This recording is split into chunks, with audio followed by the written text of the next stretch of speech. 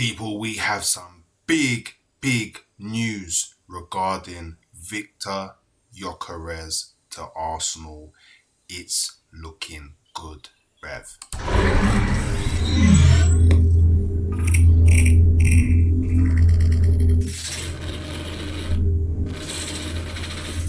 So like a lot of you know, Viktor Gyokeres is my main target for the transfer window. Like, there is nobody that I put higher than Viktor Gyokeres. And it seems today that I'm getting a bit closer to the final ending of my story. Yeah. Look, in recent moments, yeah, there has been a story that's broken. Yeah. And the source is Nico Shearer. And for those of you that don't know, Nico Shearer is the person that broke the original agreement last season of Ricardo Calafiori to Arsenal. So he does know a bit of what's going on behind the scenes. He is a credible source. And we can listen to what he has to say regarding Arsenal in the transfer window. And this is what's come out. You know, it was dropped by Transfer News Live. You know, they've aggregated the story. Arsenal have offered Viktor Gyokeres a 5-year contract as they look to secure his signature. Yeah. Now, this is big. Yeah, because it comes off the back of Nico Shearer dropping a story, I think it was either yesterday or the day before, where he said that Viktor Gyokeres is Arsenal's top target. Yeah, which, you know, basically implies that all of the stuff about Sesko being the main target is BS. Now, that coupled with the fact that we've now offered him a contract. Like, it's come out. Like, the news is out. There's no smoke without fire. We've offered him a contract. And I guess just to like pile on to that, there's an account called The Bottom Corner that's aggregated another bit of news that, you know, the source is CM Journal, which I believe is a Portuguese paper or a news, whatever. They got over 500,000 followers in it, so I know that they're credible. Their credibility is not in the mud. Yeah. During the Women's Champions League final in Lisbon, Arsenal officials met with Hassan Setinkaya, Viktor Gyokeres' agent. Arsenal made an offer worth about 70 million euros, a signing bonus of 12 million euros, an annual salary of 7 million euros, and a 5-year contract. The money's on the table. The money is on the table for Gyokeres now. Yeah, obviously we wait for the likes of Romano and the likes of Ornstein to drop their tap-ins, you know what I mean? But as it stands right now, credible sources across the journalistic world are reporting that Arsenal have proposed an offer to Viktor Gyokeres' camp, which is big news. Very, very, very, very big news. So, I mean, let's see how this one continues to develop. But I can't lie, I am very, very, very happy about this one because, you know, he's my main target. I'm hoping that we can get this sorted out sooner rather than later. There is talks of how Gyokeres is also on other teams' kind of shortlists. I've seen Chelsea, I've seen Liverpool.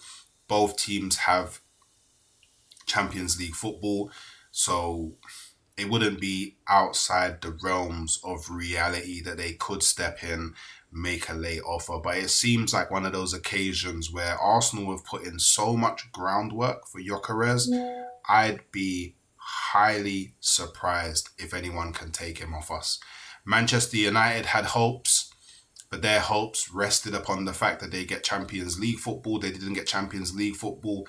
that's kind of them dead in the water now. And I did see a sneaky report somewhere saying that it's pretty much confirmed that it's dead in the water now.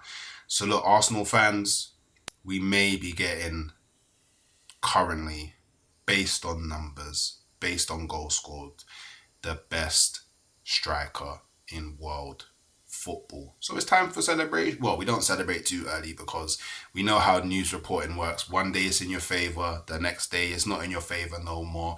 And you're kind of left there thinking, oh, I got gassed for no reason. But for me, it's really difficult to not be super gassed. But yeah, people, obviously let me know your thoughts in the comments below. Like, let me know how you're currently feeling. Like, I do know that there is a portion of the Arsenal fan base that don't want Gyokeres.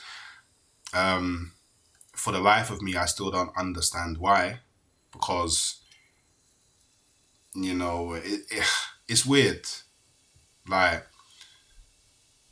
you don't actually have any connection to Sesko. Like, he's not your friend, he's not your cousin, not your brother, not your uncle, you know what I mean? Not your nephew. But the way that a lot of people are pushing this Sesko over Gyokeres kind of agenda, this narrative, it's weird. It is weird. My thing will always be, look, I want Gyokeres, but I don't mind Sesko. If Gyokeres wasn't in the running, like if we wasn't, let's just say we wasn't linked to Gyokeres and let's just say he signed for Bayern Munich. Let's just say he's already signed for Bayern Munich. He's no longer an option. I would probably be like, okay, cool. Sesko's cool. Because look, he's got unique qualities. You know, he can do a job. I have questions around whether he can do it at the highest level now. In a few years, probably he'll be able to.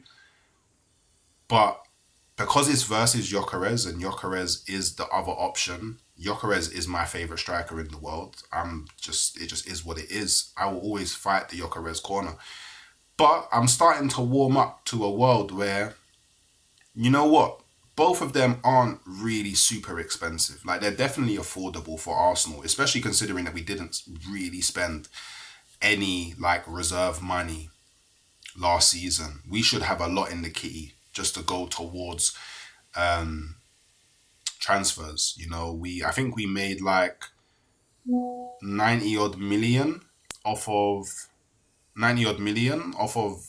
getting the semi-finals in the Champions League.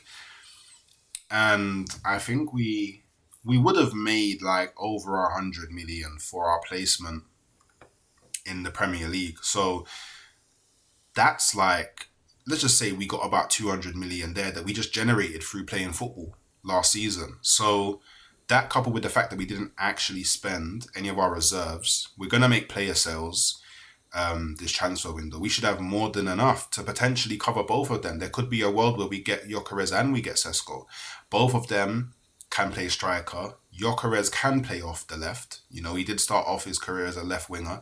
That's why more often than not, you see him drift in from the left to get his goals. And Sesko, I mean, let's be real. Yeah, maybe not so much, but maybe but he can play behind the striker. So we would have the option of playing two up top. Imagine a world where we can play Gyokeres and then maybe Sesko behind him. You know, to go back to the 4-4-2 days. Do you know what I mean? Well, maybe we won't set up in a 4-4-2, but you know what I'm trying to say. So look, this bit of Gyokeres news is amazing. This bit of Gyokeres news has made my day, you know. Obviously, I was streaming when I first got alerted to the stories, and hey, I mean, he does have a gentleman's agreement in place with Sporting. So as long as he accepts those terms, I wouldn't be surprised, at least by the end of the week, maybe Friday is the transfer day, that we get a bomber of Viktor Gyokeres to Arsenal. Here we go. So look, people, let me know your thoughts. How are you feeling? Tell me where you was when you found out the news. What was you doing? Was you on your way to work? I don't know. Was you still hungover from the celebrations? If you're a Liverpool fan, who knows? Let me know. But yeah, thoughts in the comments. And obviously, as always, I will catch you next time.